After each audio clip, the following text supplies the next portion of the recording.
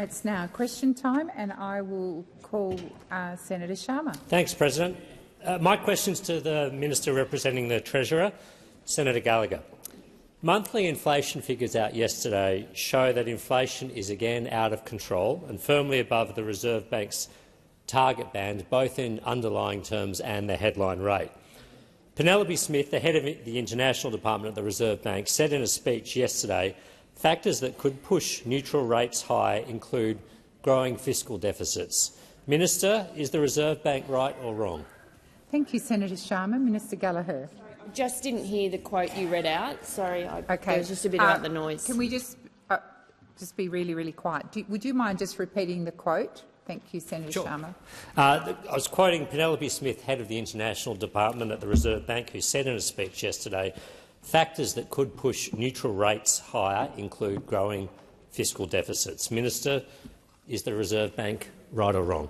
Thank you, Senator Sharma. Minister Gallagher. And I appreciate that, Senator Sharma, in terms of repeating that part of the question. Well, I think we've always accepted that the government has a role to play in partnership with the Reserve Bank to ensure that inflation is heading down from when we were elected and getting it back into band, and part of that is getting the budget in better shape. And that's why our two surpluses, our getting the debt down, interest on debt down, reducing the deficits. I mean, we've seen the most substantial turnaround in the UCB in a positive way since we came to government on record. And I know those opposite want to ignore all of those facts. We know that you didn't promise a surplus and then never delivered one. We have, and we have halved the deficit, and we are doing the hard work in ensuring we're getting the budget in much better shape, and at the same time assisting households and Australians with cost of living help. And we've done that. At the same time, we've repaired the budget, and we are conscious of the role that we play in governments in our decisions on our budget. But we are proud of the record of getting the budget in better shape and providing assistance to households during periods when inflation was higher than we'd like, for longer than we would like. And we know that the job is not done. We know that there is more to do, and this government will do it. We will take the same approach we took in our first term, which is to look for savings where we can, reprioritise across the budget. If we get upward revisions to revenue, that we use that to improve pay down debt and improve the interest burden on that debt. All of that matters, and that's why we've taken that approach when taking our decisions. But we didn't have the same approach that those opposite had at the election, which was to slash and burn and hurt everyday Australians with their cuts. Thank you, Minister. Senator Sharma, first supplementary. Thanks, President. Minister, the Challenger chief economist and former RBA official Jonathan Kearns said yesterday two factors mean the RBA is unlikely to be able to deliver 2.5% inflation with a cash rate at its current level. First, financing conditions remain easy. Second, fiscal policy continues to provide some stimulus. The RBA needs to offset the stimulus from these two factors, and so a further cut is looking very unlikely. Minister, isn't it clear your policies are contributing to interest rate rises? Thank you, Senator Sharma. Minister Gallagher. Thank you. Sorry, I missed the end bit of that question, but I think I got the feeling of where you were going with that. The government has shown enormous fiscal discipline in the settings that we have in making sure that the decisions we take do not make the Reserve Bank's job harder. But we do not believe that the approach that those opposite took to the election, which was higher taxes and significant cuts on the budget, cuts to Medicare, cuts to pensions, a whole range of areas. Every time, Senator Ruston, every time you criticise excessive spending, what you are talking about is the indexation of pensions. It's around Medicare. Well, that is the figures that you use, and you used them all through the election campaign when you cited the spending you were concerned about. That is what it related to. And we hold you to account, and we are conscious of the role that we play, including supporting Australians during periods of higher inflation. Thank you, Minister. Senator Henderson, withdraw. I withdraw. And Senator Ruston, I believe you need to withdraw as well. Correcting the record. Senator Ruston. To assist the chamber, of course I will withdraw, but I still think the minister should perhaps correct the record. Thank you, Senator Ruston. Senator Ruston, thank you. Senator Sharma, second supplementary. Minister, EY Chief Economist Cheryl Murphy said yesterday in response to the inflation figures, if the re-acceleration in inflation is sustained over coming months, interest rate hikes are more likely than cuts in 2026. Do you agree with this assessment? Thank you, Senator Sharma. Minister Gallagher. Thank you. Well, I listen to a lot of economists, including many that are reported in the paper today, and unsurprising to the chamber, there are different views. I will leave the commentary to others, and I leave the decisions about whether the decisions the Reserve Bank makes to the Reserve Bank. That is their responsibility, and they are independent of government. Our job is to get the budget in better shape, to pay down debt where we can, to return revenue to the budget, and to ensure that services are being delivered in an efficient and effective way at the same time as delivering on our election commitments and making sure that we are supporting households. That is what we've done in the first 3 years, and we will continue that approach. Thank you, Minister. Senator Sterle. President, my question is to the most magnificent minister representing the Prime Minister, Senator Wong. Yeah, I know. On this final Senate sitting date of 2025, it's an appropriate time to reflect on the year that was. At the election in May, the Albanese Labor government recommitted to delivering for Australians, to ensure no one is held back and no one is left behind. Minister, how has the government been delivering its ambitious agenda? Thank you, Senator Sterle. Minister Listen Wong. up. Senator Sterle for that question, and Senator Sterle knows the answer because it is something that he has done all of his political life and as a trade unionist. And the answer is, of course, what we have been doing is delivering for Australians. Delivering for Australians. And what better example today, than the announcement today as to the agreement to reform environmental laws, not only to protect our environment for future generations, but to speed up decision-making for projects in national priority areas like housing, renewables and critical minerals. And I want to pay tribute to Senator Watt for his tremendous work. President, this is what serious government looks like. Serious government looks like recognising what Australia needs and delivering it, and we've made real economic progress. But we know that Australians are still feeling cost of living pressures, and which is why this government continues to deliver responsible cost of living relief before the election in the form of tax cuts for every Australian taxpayer, and more to come, delivering cheaper medicines, more bulk billing and energy bill relief. We're cutting student debt like we said we would, and in fact 1.5 million Australians will have their student debt cut by 20% today. And we're making medicines even cheaper, capping the price of a PBS script at $25, $7.70 for pensioners and concession card holders from January 1st. And of course, we are further strengthening Medicare, the largest ever investment since it was established, with more bulk billing for more Australians, opening more urgent care clinics across the country so more Australians can get free, quality care when they need it. Our #1 focus on this side of the chamber continues to be delivering cost of living relief for the Australian people. That is the focus of the Labor government. Minister. Senator Sterle, first supplementary. Thank you, President. Thank you, Minister. And to you too, Minister Megawatt. A central focus of the Albanese Labor government has been to continue to deliver cost of living relief to Australians. What progress has the government made, and has there been support across the parliament for our cost of living measures? Thank you, Senator Sterle. Minister Wong.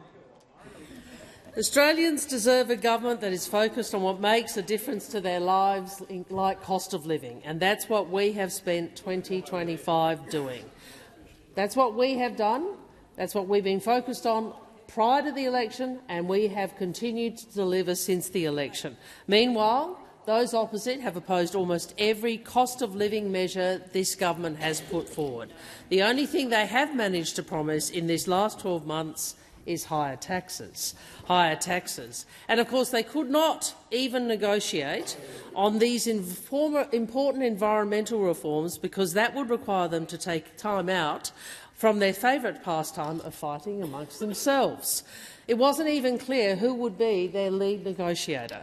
And we couldn't wait for months for another Liberal Party review so they could come up with a position with which some of them might agree. There is no coalition to negotiate with, a coalition in name only.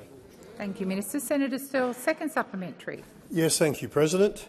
The Albanese Labor government has spent this year delivering for Australians and providing the strong, stable leadership Australians expect and deserve. What progress is the government making to build Australia's future, and what threats stand in the way? Thank you, Senator Sterle. Minister Wong. Thank you, Senator Sterle. Thank you, President. Well, we are building Australia's future. We are delivering cost of living relief. We are strengthening Medicare. We are building more homes. We are investing in reliable and affordable energy, and we are taking action on climate change. We are focused on delivering for all Australians. But what we see opposite is actually not a serious opposition. You see, they no longer represent nor understand what most Australians want. They insist on chasing the political fringes, trying to outflank One Nation, Mr Joyce already having jumped ship, and of those left in the coalition, we see a bevy of leadership contenders. We see Ms Lee, Mr Hastie, Mr Taylor, Ms McIntosh, maybe even Mr Wilson. What we know, they have no clear plan for Australians, and they are trying to drag their country to where their internal party arguments have taken them. We will focus on workers. Thank you, Minister Wong. Senator Chandler. Thank you, President. My question is to the Minister representing the Treasurer, Senator Gallagher. Minister, yesterday Minister Ayres couldn't tell the Senate how much your government's role in the pre-COP next year will cost Australians. Can you confirm how much it will cost Australian taxpayers? Thank you, Senator Chandler. Minister Gallagher. Thank you, President, and I thank the Senator for the question. And I did listen very closely to Senator Ayres' excellent responses to questions that he received yesterday. We're disappointed not to be bringing the world to Adelaide, but we think the agreement reached was a sensible one, one that reflects the importance of bringing the world's leaders to the Pacific so that they can see firsthand what some of the Pacific Island leaders and communities are so concerned about in their response to climate change. Thank you, Senator Ruston. I don't need your instruction about how to answer a question. The question was on COP, and I am answering. And I am relevant to COP. Thank you. Australia, in partnership with the Pacific, will set the agenda for and preside over a special pre-COP for leaders and others in the Pacific in 2026, which, as I said, will give the world an opportunity to see the Pacific climate impacts and solutions firsthand. And this was an important part of our advocacy around COP31, was our advocacy Minister, please resume your seat. Senator Chandler. Thank you, President. The Minister has been attempting to answer for more than a minute, and she's going nowhere near the question. The point of order is direct relevance. My question was, how much will the pre-COP cost Australian taxpayers? Thank you, Senator Chandler. And you also referred to questions asked of Minister Ayres yesterday. So I think the Minister is being relevant, and I will continue to listen carefully to her responses. Minister Gallagher. Thank you. Well, thank you. And I'm unsurprised that this is a new line of attack on climate from the opposition. We understand that. Well, pretend you're doing something else, Senator Ruston, if it helps you sleep at night. I'm sure you argue very strongly for net zero. Don't walk away. We saw the result of that. We haven't ever seen a quieter Senator brag in the last sitting week than we've seen. Apparently he got everything he wanted. We feel for you. In relation to costs, they will be determined in the usual way, as you would expect, just as costs of climate through our disaster relief fund and all the resources we put into that are dealt with in the expired. Senator Chandler, first supplementary. Thank you, President. Minister, has Mr Bowen briefed you on what next year's pre-COP will cost Australian taxpayers? Thank you, Senator Chandler. Minister Gallagher. The thing about how this government works is that we work together and we talk all the time. And we talk about what's in the nation's interest. We have meetings, we have structured processes, we have decision-making, unlike those opposite who do all of their briefings on Sky News and who trip over each other, presumably in the corridor, in order to get their sorry, slot. Senator Chandler. Minister, please resume your seat. Senator, order. I'm waiting. Senator Chandler's on her feet. Senator Chandler. The point of order once again is direct relevance. That was a very short, tight question. All we need to know is whether Mr Bowen has briefed this minister. Thank you, Senator Chandler. I will draw the minister to your question. Minister Gallagher. And we're really proud of the role that Minister Bowen played in Brazil. We're very proud of the role that he has secured as President of negotiations and the advocacy he provided on behalf of Australia and the Pacific. And we think it is in the world's interests to continue the discussions and to bring the world's attention to what's happening in the Pacific. Unsurprising from those opposite who made a joke about how water lapped at the sides of some of these nations, that they would be taking the view that they currently are on this important matter to our Pacific friends. Thank you, Minister. Senator Chandler, second supplementary. Thank you, President. While Australian taxpayers and businesses suffer with skyrocketing power prices under this government's failing net zero plan, Minister, why is your government so focused on grandstanding at the COP and the United Nations? Thank you, Senator Chandler. Minister Gallagher. Well, I did notice actually I saw it reported somewhere that the Shadow Treasurer admitted yesterday that there were costs associated with the energy transition and that there would be costs under the coalition's approach, although we don't fully understand what that might be. This government believes in This government believes in climate change. We believe that it is real, that it is having an impact, that it is having an impact in the Pacific, and that we should be part of the global discussions about how to manage and reduce the effects that climate change is having. We accept that you over there don't believe in it and don't think you should do anything about it. And you know why we know that is a real feeling? Because we saw it on display in the 10 years you had to actually respond to some of the energy challenges in this country. When all those coal-fired power stations said that they were going to close, what did? You turned your back and you walked the other way and you did nothing. This government responds and we deal with things in the national interest. Senator Shoebridge. Well, thanks very much, President. My question is to the Minister of Foreign Affairs, Minister Wong. Minister, the federal government, and specifically your department, the Department of Foreign Affairs, was made aware of serious evidence of corrupt payments to senior Nauru officials, including the current and former president of Nauru, by Austrac. So how on earth did your government then sign a $2.5 billion secret deal with a government that you knew to be corrupt? Thank you, Senator Shoebridge. Minister Wong. Thank you, President. Thank you, Senator Shoebridge. First, I'd make the point that actually the MOU, I think, was negotiated by the Home Affairs Department. What I would say is we have zero tolerance for corruption, but unlike you, Senator, I will not comment on the contents or nature of classified Austrac reporting. Thank you, Minister. Senator Shoebridge, first supplementary. Zero tolerance, huh? Is it because you know the current Nauruan government is so corrupt that your government has sought to hide every detail of this $2.5 billion deal from the Australian public, hiding the MOU, hiding even the speech the Nauruan president put on his Facebook page? Is your response to corruption, as we see again today, to hide it from the public?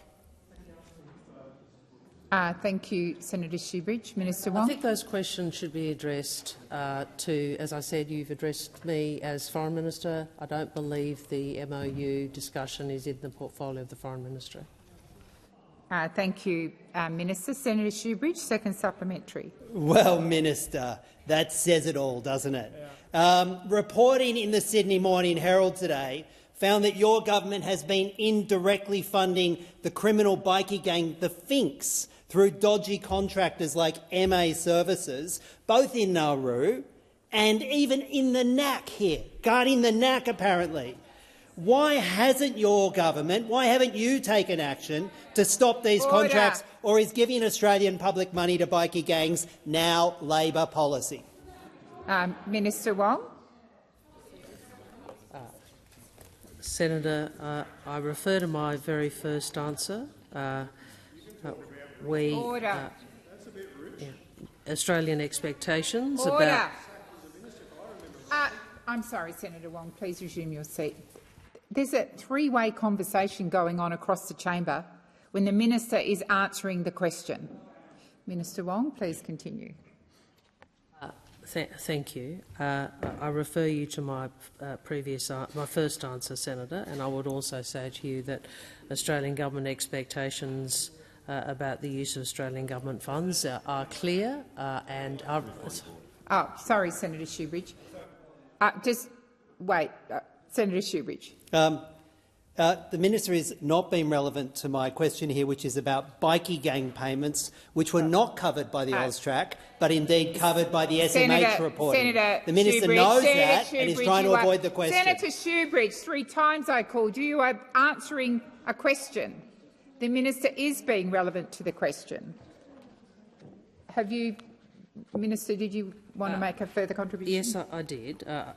I again would say Australian government expectations about the appropriate use of Australian government funding is something we apply across government. Thank you, Minister. Senator Mulholland. Senator Shoebridge, we have moved on. Order. Minister Wong. The disrespect that is being shown by Senator Shoebridge to you, President, is disgraceful. He should withdraw that. Senator Shoebridge, you've been invited by Minister Wong to withdraw those comments. Yeah, I withdraw them, President. Sorry? Thank you. I withdraw them. I withdraw them, President, is what I said. Thank you, Senator Shoebridge. Senator Mulholland. Thank you, President. My question is to the Minister for Women and Minister for Finance, Senator Gallagher. Today's release of the Workplace Gender Equality Agency's Gender Equality Scorecard is a timely reminder of why closing the gender pay gap matters for fairness and economic growth. Equal pay strengthens families, it boosts productivity and it lifts living standards. What do the latest figures reveal about progress, and how are the Albanese Labor government's reforms helping to deliver better outcomes for women and the economy? Thank you, Senator Mulholland. Minister Gallagher. Thank you, President. I thank Senator Mulholland for the question and for her ongoing interest in women's equality or gender equality and the gender pay gap. The report today from the Workplace Gender Equality Agency's use of data shows that the gender pay gap continues to narrow, dropping to 21.1%, down from 28.8%. This report does include CEO and manager pay and captures total remuneration for workers in private sector firms with 100 or more employees. The median gender pay gap is down to 16.4% from 18.3%, the biggest drop since median pay gaps have been reported. Now, this progress follows significant reform by our government to introduce gender pay gap reporting at the employer level, bringing transparency and accountability to the gender pay gap conversation. And from next year, employers with 500 or more employees will need to set targets for gender equality in their workplace, driving faster change. There are some promising signs reported in this year's scorecard. More men are taking paid parental leave, with men representing 20% of all employees who took primary carer parental leave, which is a great result. The scorecard also shows that 99% of employers have a policy to prevent sexual harassment, following reforms by our government to implement the Respect at Work recommendations. Employers are also advancing gender equality by adopting flexible work arrangements, especially for managers, continuing to review gender pay gaps. There is still work to do. Progress to improve gender balance on governing boards is too slow, with nearly a quarter of all governing boards having no women on them at all. And the scorecard also shows that discretionary payments such as performance bonuses, allowances and overtime are driving up the gender pay gap, with men on average earning 60% more than women through such payments. Thank you, Minister. Senator Mulholland, first supplementary. There's been some great progress achieved to date, and just like narrowing the gender pay gap, the strength of our economy depends on secure jobs and fair wages. How are the latest jobs and wages figures reflecting the Albanese Labor government's broader economic plan, and what do they mean for sustaining growth and lifting living standards across the country? Thank you, Senator Mulholland. Minister Gallagher. Thank you, and I thank Senator Mulholland for that supplementary. And as Senator Mulholland touched on, driving women's economic equality has been a key priority for our government. That means lifting wages and closing gaps where we see them, including in pay, but also in super. And we've done a lot of work, and I acknowledge Senator McAllister, who, when we first came to this place, did a very significant piece of work around the inequality when it comes to women's superannuation. Labor's tax cuts also, when we ensured that women taxpayers were 90% better off under our arrangements, and of course reforming the low-income super tax offset to support lower-income women to save more for their retirement. We've introduced payday super again to ensure that people get their super earlier, and that will assist closing that gap as well. And it has, of course, joined with our broader focus on driving wages and making we're getting wages moving again. Thank you, Minister. Senator Mulholland, second supplementary.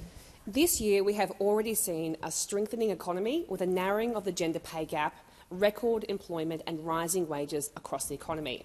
How do these results position Australia for the year ahead?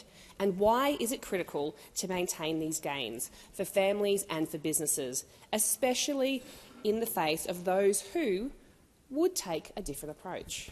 Thank you, Senator Mulholland. Minister Gallagher. Yeah, thank you, Senator Mulholland, for that question. Thank you, President. We are delivering more real, practical and ongoing help with the cost of living to all Australians, and much of that has been opposed by the Coalition, including our pay rise for minimum and award wage workers, a superannuation guarantee to 12%, looking at paid parental leave, our boost to Medicare, our expanded bulk billing, our cutting student debt, and many students will be getting those, and former students will be getting those text messages rolling out now, and opening another 50 Medicare urgent care clinics. This has all been part of how we're not only focusing on wages and focusing on women's economic equality, but also ensuring that other things like services and structural changes, including for paying super on PPL, are being made to continue to show that we are trying to make things easier for people and closing women's economic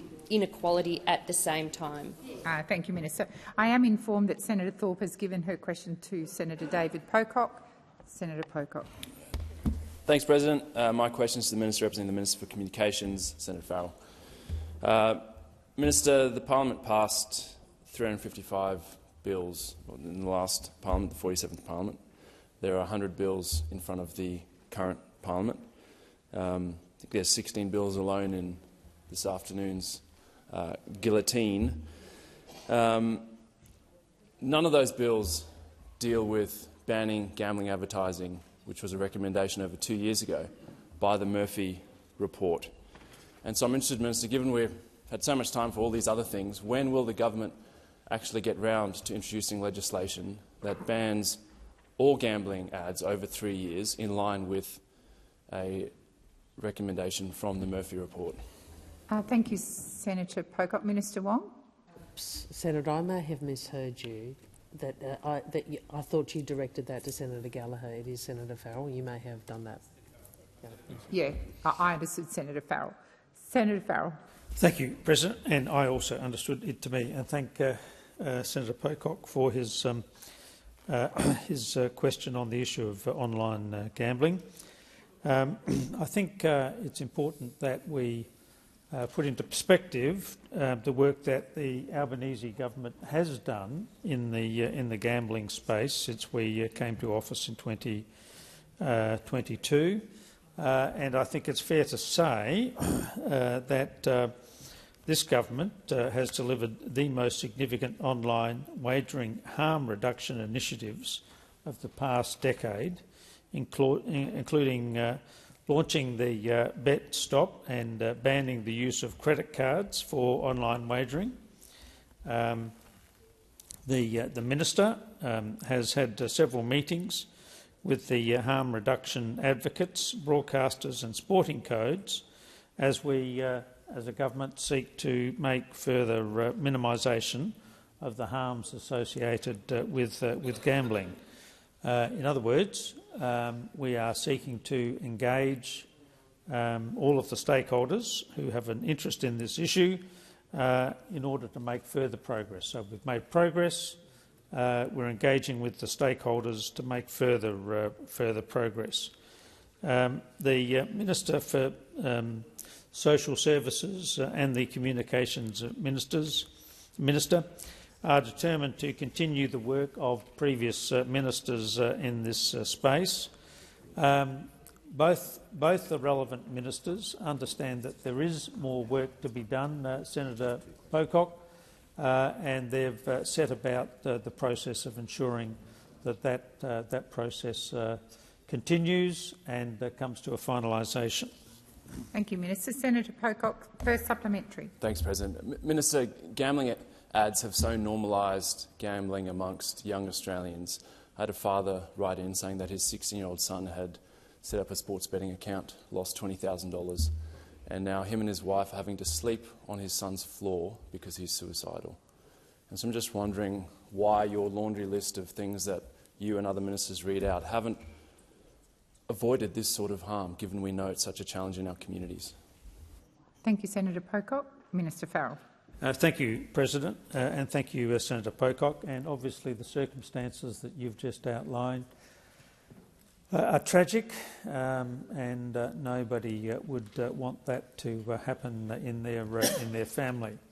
I can only reiterate, Senator Pocock, that progress has been made already in limiting gambling, online gambling in particular, by this government.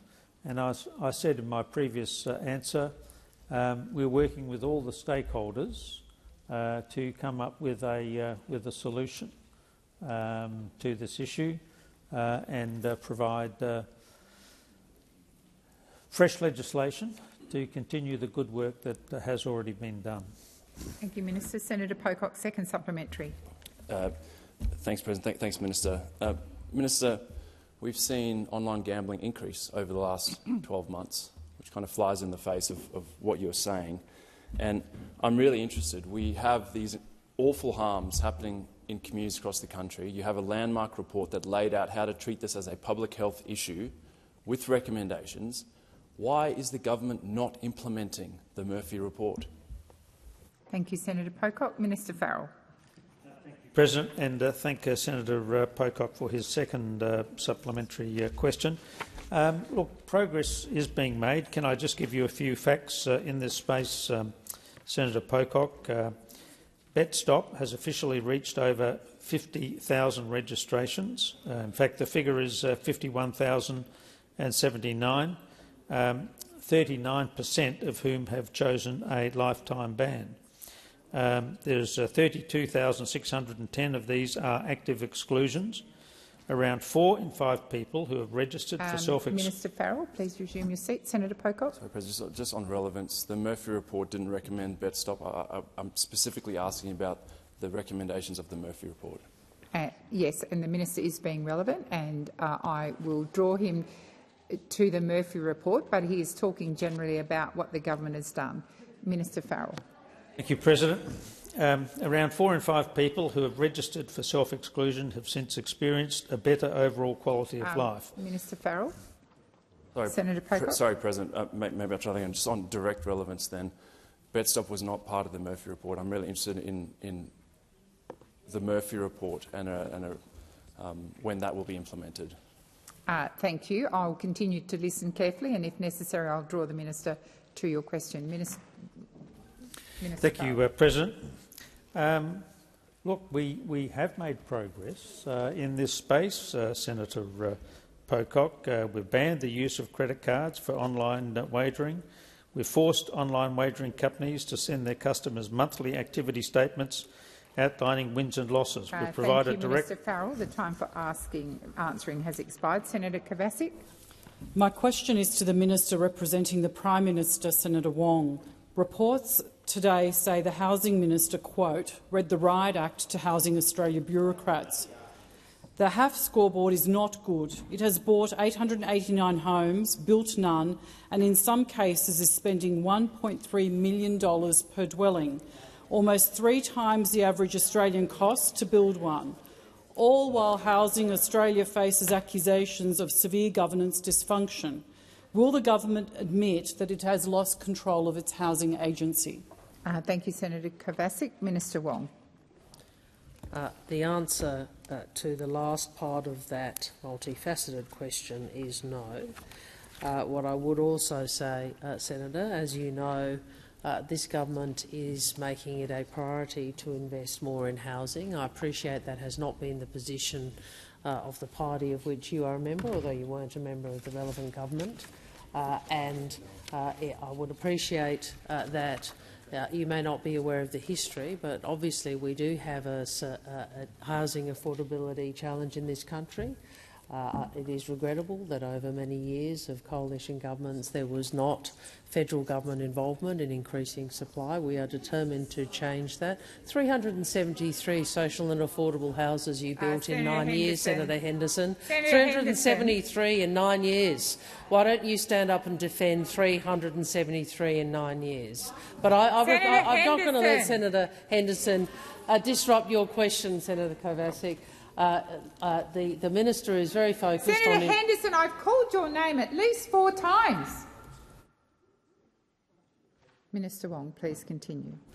Thank you. The minister is very focused on making sure that we deliver our $43 billion housing plan as effectively and as efficiently as possible, and that is a good thing. That is a good thing for the country, that is a good thing for the economy, and it is a good thing for people seeking to own their own home. Thank you, Minister. Senator Kovacic, first supplementary. Why does the Albanese government continue to disobey Senate orders to make the $24,000 report into the governance dysfunction at Housing Australia public? What is the government trying to hide? Thank you, Senator Kovacic. Minister Wong. Senator, I'm not sure which of the many Senator Andrew Bragg OPDs you are referring to, but I can say we have received multiple OPDs from Senator Bragg. I can say that, frankly, I don't think he is utilising that mechanism of the Senate with any regard to— with any seriousness. I mean, when governments get requests that are due that day, I think he knows that we are not going to be— Senator Henson, I'm trying to answer the question. Oh, here he is, Mr OPD. Minister Wong. Senator Bragg.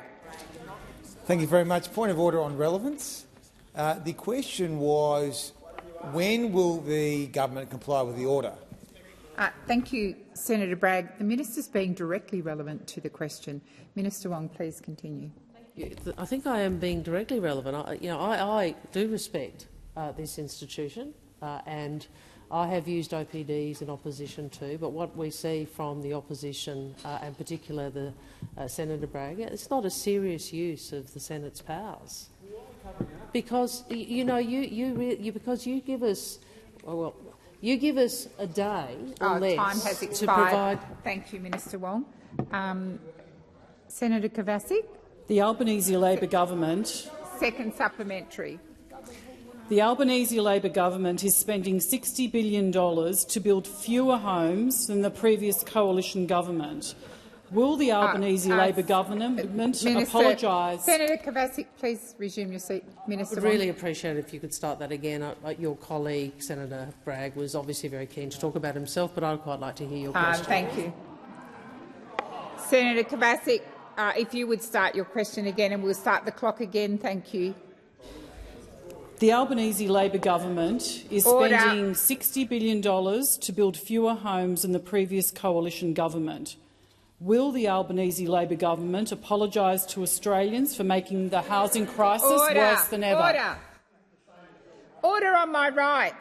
I've had Minister Wong on her feet because she couldn't hear an answer because of interjections. Senator Kovacic, have you finished the question? Thank you. Minister Wong. Well, thank you, Senator. You know that statistic isn't true. I mean, the reality is you're comparing all houses built, including private construction, with what government is contributing to, and you know why the people who wrote that question don't want to compare what governments are supporting and what between your government and ours is because the coalition government wasn't interested in supporting more housing. I mean, let's be clear. Now, what we have been really very clear about is that we are delivering homes, building more homes and making it easier for first-home buyers. We are cutting red tape. We are making it easier for builders to get on with a job. We are delivering social and affordable homes, and we are delivering homes for Senator? Senator Ruston, even though they're quiet interjections, I can still hear them, and so can the minister. Minister Wong. We know that those opposite has had a decade in office, and they built 373 social and affordable homes. We have over 5,000 have been completed under Commonwealth programs. The time for answering has expired. Senator Whittam. Thank you, President. My question is to the Minister representing the Treasurer, Minister Gallagher. Minister, at the last sitting week, I put it to you that Labor was putting young people at the risk of mortgage stress with the 5% deposit scheme, given all the economic indicators pointing to a rate hike. Well, the economists agree with me after the latest disastrous inflation numbers driven by housing. Order. Now they're saying up to 2 rate rises in 2026, just in time for Labor to start cutting jobs. Will Labor now accept that they have put people, especially young people, at risk of mortgage stress with the housing Ponzi scheme? Thank you, Senator Whittam. Minister Gallagher.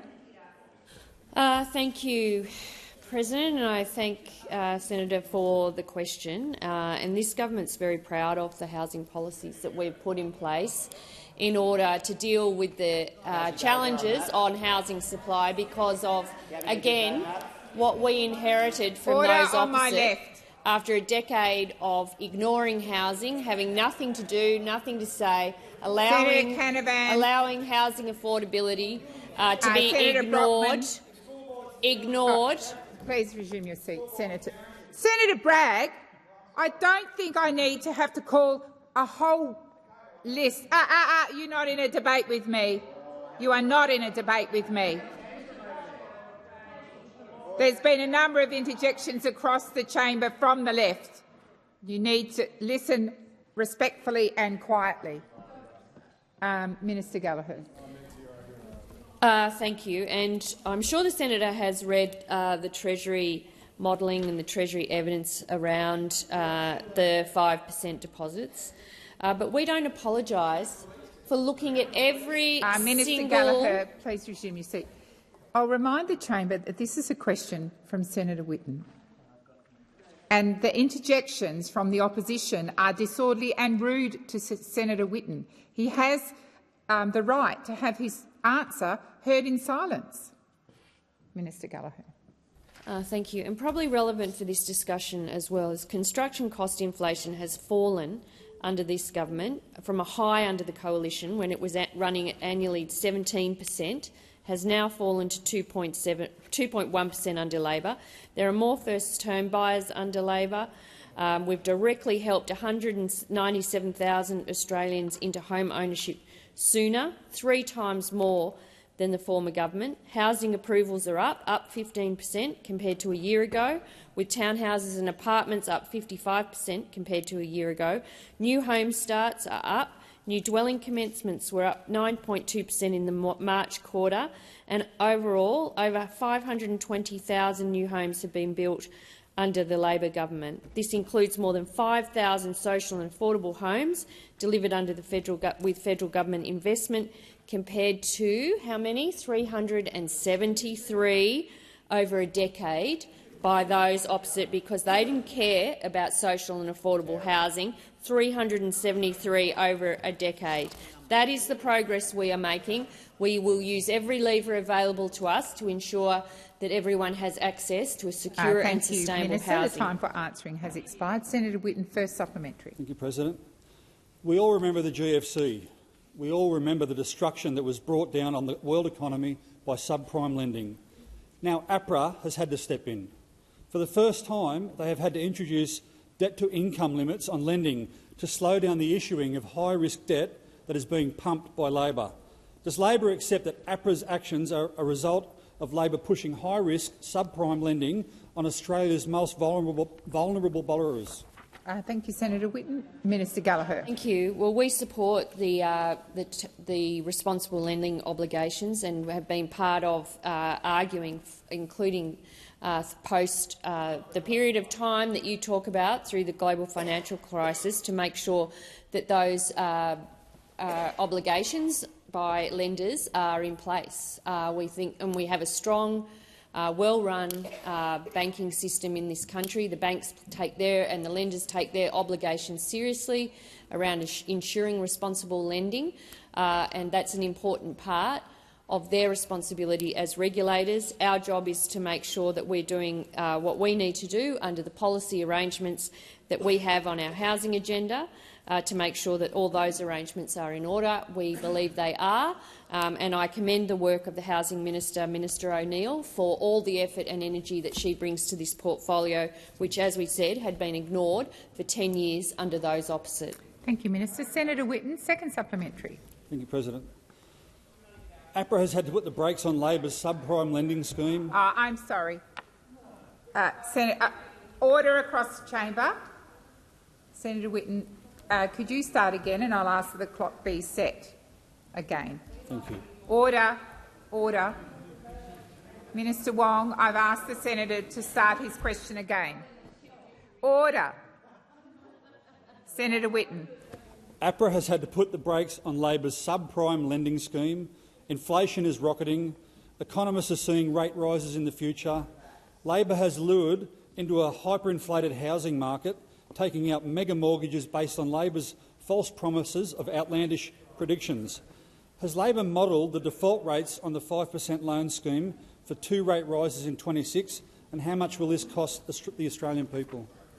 Thank you, Senator Whitten. Minister Gallagher. Senator Watt. Senator Watt.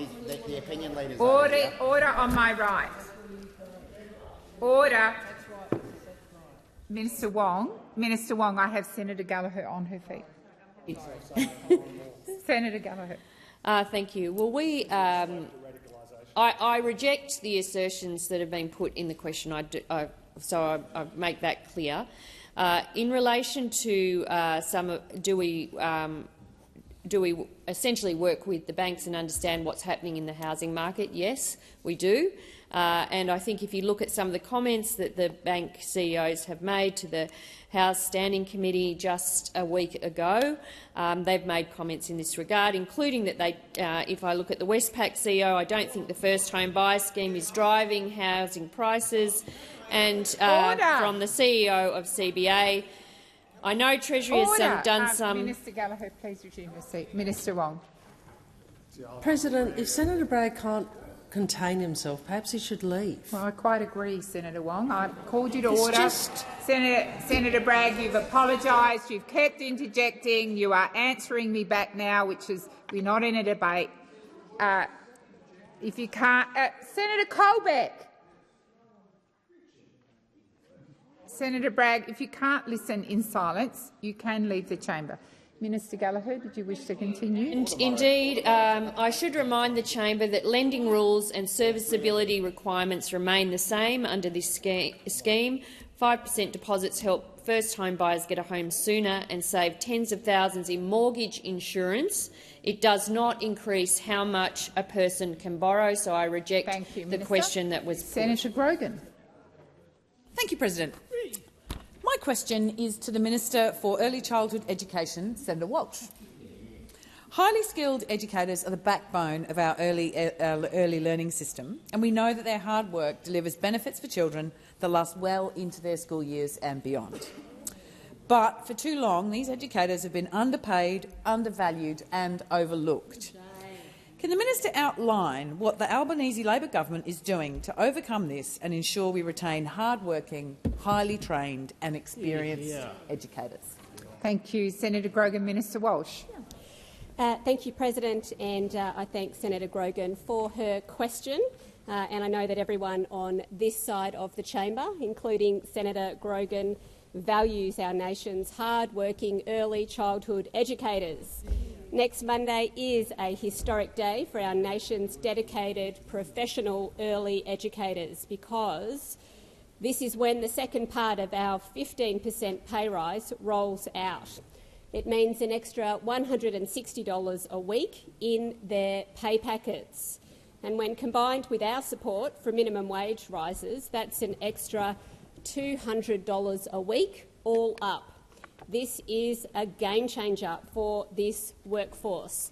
And I can say that I am proud to have represented early educators before entering Parliament with their union. And I'm proud to have stood with them as they advocated for the respect and the recognition that they deserve under 10 long years of Liberal governments who never listened and never acted. And I am proud to be part of an Albanese Labor government that has listened, that has acted and that is delivering this much-deserved 15% pay rise. This is a predominantly female workforce who for too long were asked to accept low wages for the love of caring for children. For too long, our dedicated early educators were underpaid and were undervalued by those opposite. And we are changing that because we know that love doesn't pay the bills. We know that traditionally female-dominated work, like education and care, is highly skilled work. We know it deserves to be valued in the community, valued by government and valued in the pay packets of our Minister. educators. The time has expired. Senator Grogan, first supplementary. Thank you, President.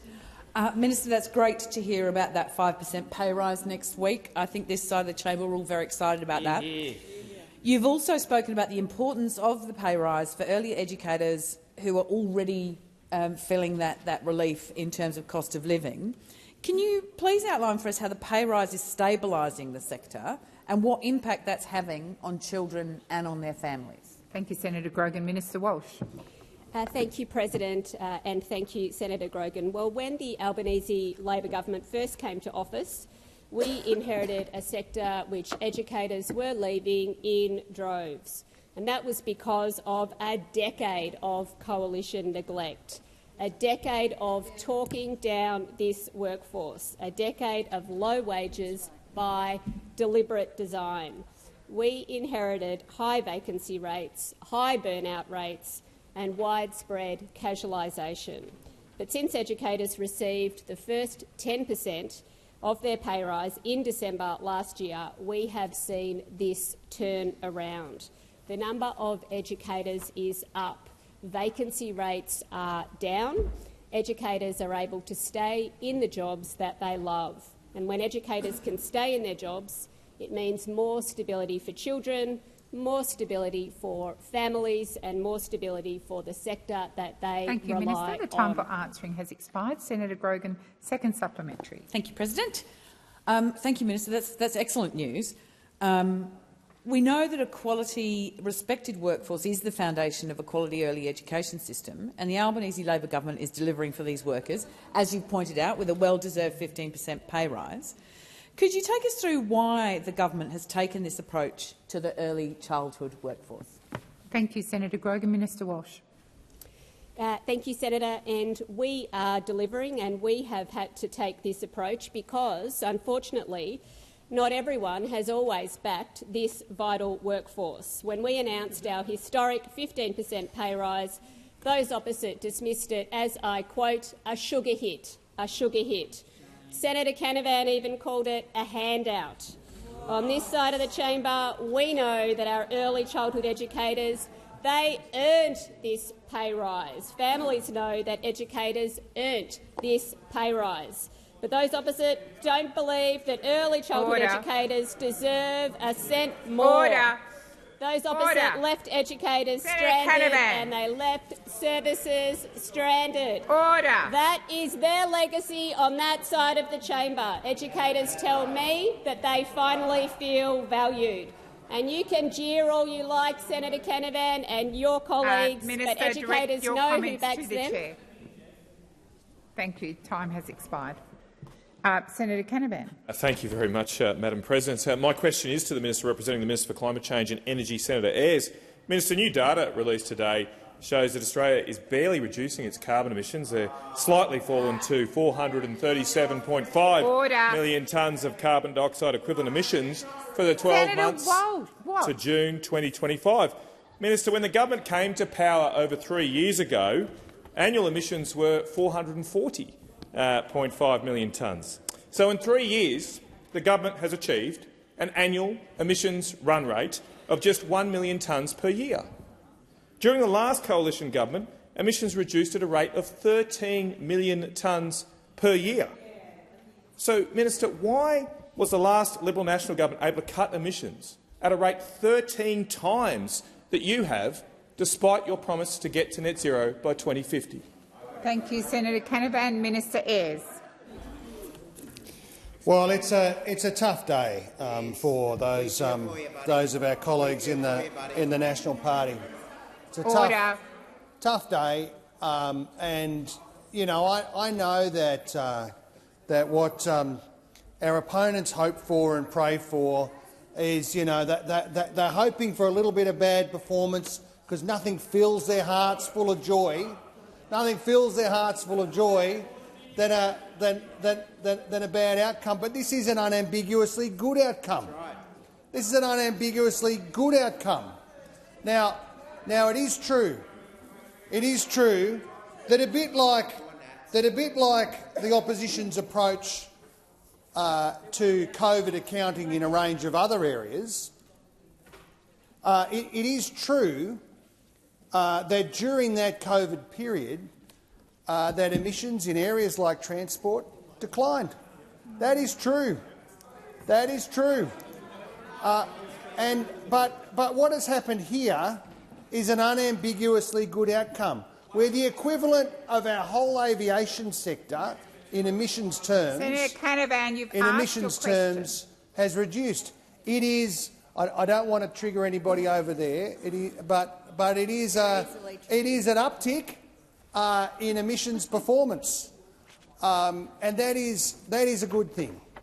But I know that this question really is framed by the sort of politics of negativity and the politics, the sort of old fogey politics of hating on the science of climate change, hating on emissions reduction, really being absolutely focused on trying to talk national endeavour in these areas down, and by all means continue on that path.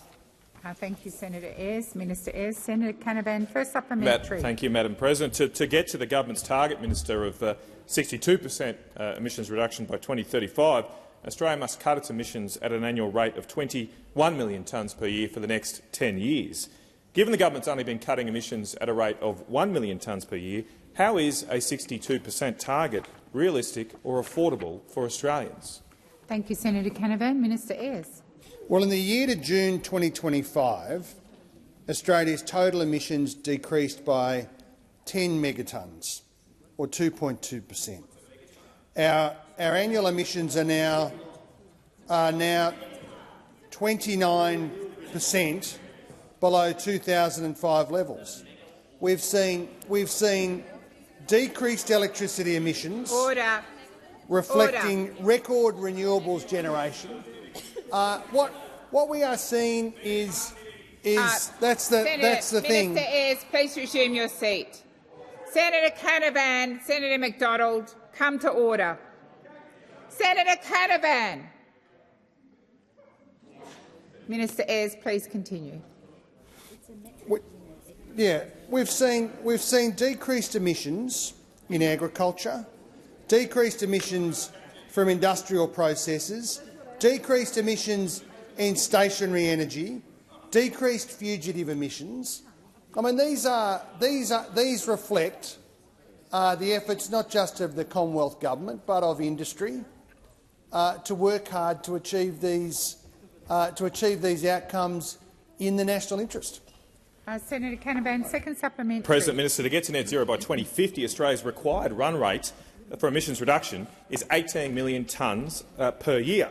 But the government's only been going at a current run rate of just 1 million tonnes per year. At that rate, we'll hit net zero in the year 2462. Minister, isn't it time to declare your innings on your failing net zero batting efforts, given that even Travis Head couldn't lift a run rate this low? And let's face it, Chris Bowen ain't no Travis Head. Thank you, Senator Canavan. Minister Ayres. Order on my right. Senator Watts. Minister Ayres, I've called you. Well, I don't want to overdo the cricket analogy, but you know, it's sort of like Johnny Bairstow wandering out the front of his crease, wandering around, and what's happened? Barnaby's gone. Barnaby's gone. Like the National Party gone so far right. Stumped. Minister Ayres. Senator Henderson. Order on my right. Order. Minister Watt. Senator Henderson. Minister Watt, stop making faces at me, would you? Senator Henderson, resume your seat.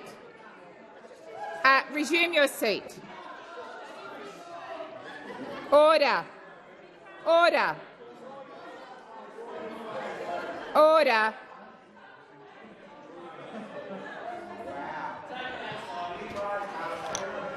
Order on my right. Minister Watt. Minister Watt. Senator Henderson. Order, President. Senator Watt just made a very inappropriate comment, which is unparliamentary. Could you please ask him to withdraw that? Senator Henderson, I did not hear any inappropriate comments, but I know that Minister Watt, if he thinks he did make an inappropriate comment, would withdraw that.